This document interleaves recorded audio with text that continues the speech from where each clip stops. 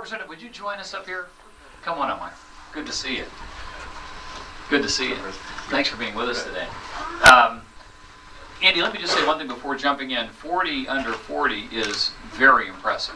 I want to let you know. Under 40 is Yes, exactly. It gets easier when you're 60 under 60. So there are more numbers. Let me say thank you for allowing me to be with you today, and that you would gather as a community to help us recognize Michael for his contribution to this country, and now to all veterans who will be residing in this state and asked to go back and serve their country yet again, and seeking, as I think you mentioned so well, that peace of mind that we as a community would want to offer Michael's family and families just like Michael's that are serving our country.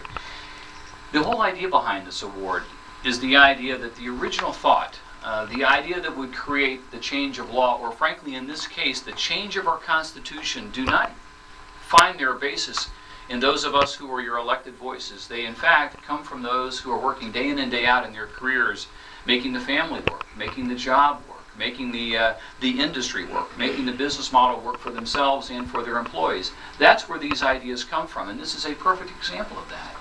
That as much time as that we may spend debating ideas, the ideas that you share with us to be your voice are what is so important to all of us. And so I remember, Michael, seeing you in the gallery as when Senator Gardner stepped forward and said, and just asked me, could we take this one a little bit out of order?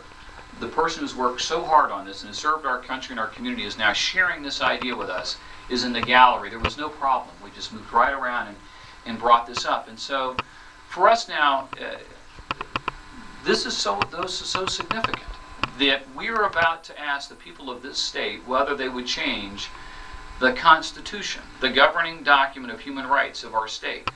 It is not just us going in one day and naming a bridge at 50+1 vote. This is changing the governing document. And so all of us will have a chance to go to the ballot box next November, and as we're contemplating who we would ask to be our voices in legislative offices in the governor's office, we're also going to be asked on a few items whether we would change our Constitution.